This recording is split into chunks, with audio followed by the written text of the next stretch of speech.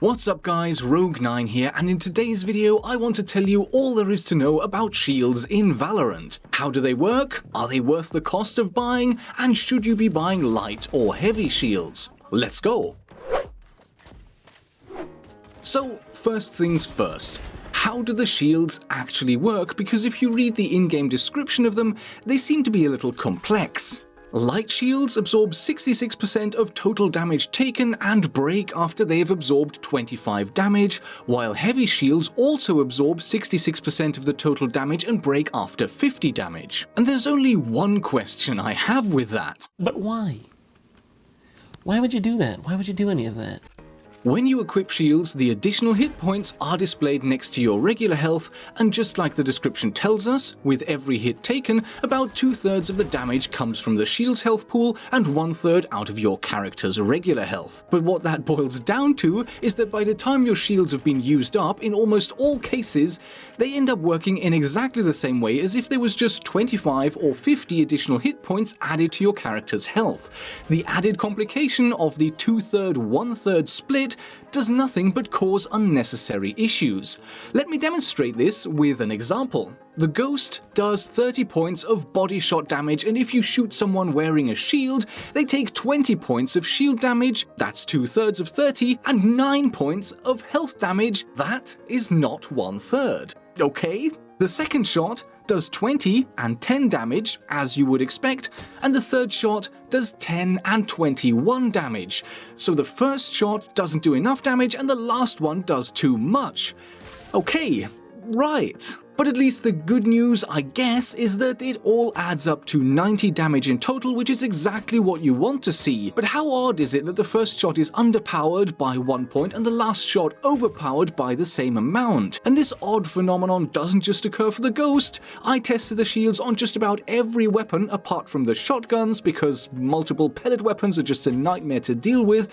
And all guns had exactly the same thing happen. 1 less damage on the first shot and 1 more on the last. One explanation for this odd behavior could be some kind of rounding going on in the background, because 66% is not exactly 2/3, right? And that could be an explanation, but it isn't. If we go back to the Ghost, 34% of 30 is 10.2, and there is no way that this should be rounded down to 9 on the first shot.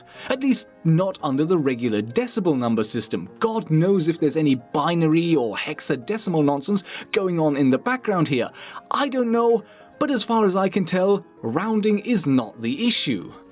I guess at least it all seems to add up in the end in most cases. By the time the shield is used up, the total damage is what you would expect, but most cases is not all. For instance, the Bulldog is supposed to do 116 points of headshot damage, but with shields you only take 115 total damage. At the end of the day, minor inconsistencies like this won't really affect your game, but it again brings me back to Jontron's earlier question. But why? Why would you do any of that? Why not just add 25 or 50 extra HP onto the character when they equip shields and be done with it? Seriously, am I missing something here? Is there some clever reason for going through all of this rigmarole just to end up with a system that functionally kind of just adds extra health anyway? If you have any theories, leave your ideas in the comment section below, but for now, when deciding on whether or not the shields are good value for money or which one is better, I'm going to be treating both shields as if they basically just add extra health. Done. So now, the next question is, are the shields worth buying? And the way to answer this is to ask another question. Will the number of shots to kill you will need with each weapon available in Valorant go up enough with the addition of shields to justify the cost of purchasing them? Easy to answer. Here's a table that shows the single shot damage stats for all guns in Valorant, except for the shotguns, because they're an utter mess to test and I hate them. Like, what do you mean only 9 out of 15 pellets hit here? How is a man supposed to test damage stats with random ass shot patterns like that? Sorry about that. Yeah. Forget shotguns. Back to the question of additional shots to kill. Damage drop-off in Valorant is not linear over distance like in many other games. Instead, it is stepped at certain distances for each gun, and my table here shows the different damage stats for each gun with the damage steps included at short, mid and long range, and also the different strike zones on the character models, body, head and legs. Do note that the drop-off distances are different from gun to gun, and all I'm really showing here is a simplified view without the exact distances taken into account.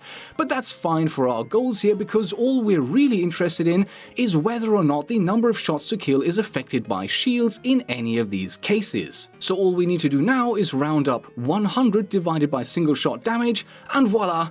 Here are the number of shots to kill for each gun, for each strike zone and distance. If we want to know the number of shots to kill with light shields, it's the same calculation, except now we count the number of shots to get to 125, and for heavy shields it's 150, and then comes the part we're really interested in, calculating the difference between the stats with shields and the stats without, and here are the results. Examining the light shields first, you can see that out of the 72 different shots to kill stats, there are 30 cases where the shields will provide no benefit and you will take 0 extra shots, so the same number of hits with shields as without. In 41 cases, you can take 1 shot more, and in one single case, getting leg shot with the frenzy at 20 meters or more, you can take 2 extra shots. On average, that works out to 0.597 extra shots you can take, but it's also still worth distinguishing between the different strike zones. Because for body shots, you can take 0.92 extra shots on average, 0.71 extra shots for leg hits, and only 0.17 additional hits for headshots. The light shields work out to be most effective at protecting your torso, and that's actually a good thing since that's probably where you'll be taking most of your hits. Unsurprisingly, the heavy shields do a better job. Okay then. Unsurprisingly, the heavy shields do a better job at protecting you. There will only be 14 cases where 0 extra shots are tanked, 32 cases of 1 more shot, 20 cases of 2 more shots, and 6 cases where it will take 3 additional hits to bring you down. That is actually pretty impressive and gives us an overall average of 1.25 extra shots to kill, with the body taking an average of 1.5 more hits, the legs taking 1.75 more hits, and even headshots requiring 0.5 additional hits on average. The bottom line is that shields in Valorant are nothing like additional armor can be in other games, for instance the armor levels in Rainbow Six Siege. Giving you 25% or even 50% more health, even if it's done in an unnecessarily convoluted way, is really useful and can make all the difference in whether you win or lose your head-to-head gunfights in Valorant. The simple conclusion is that if you can afford shields, go for them. And that leaves the final question of which shields are preferable. Of course, the heavy shields provide twice the additional health, but they also cost 2.5 times the amount of creds. So you might wonder if the additional cost is worth it for the heavy shields. Simply looking at the cost of extra hit points would suggest that the light shields are better value because you pay 16 creds per additional HP, whereas the heavy shields cost 20 creds per HP. But the question is, if we look at the additional shots to kill, could it all work out so that the benefit of the heavy shields justifies their cost? Interestingly, the answer is basically no. Comparing the additional shots to kill shows that with heavy shields you can only take 2.093 times the additional shots compared to light shields, so that's still not enough to explain the 2.5x price point. That means that light shields are in fact better value than heavy shields. They will offer you more bang for your buck. Purely from an efficiency standpoint, you will get a better deal by taking the light shields. Does that mean you should never buy the heavy shields? Well, no. Yes, you're going to pay a premium for the heavy shields, but in absolute terms you will still be able to take more shots, and that means that if you have the creds to spare, it's always going to be worth bringing the heavy shield if you can. To sum all of that up, shields may seem bizarrely confusing at first glance, but functionally they are actually quite simple. They do offer a significant advantage in terms of your character's durability, so they are very much worth buying.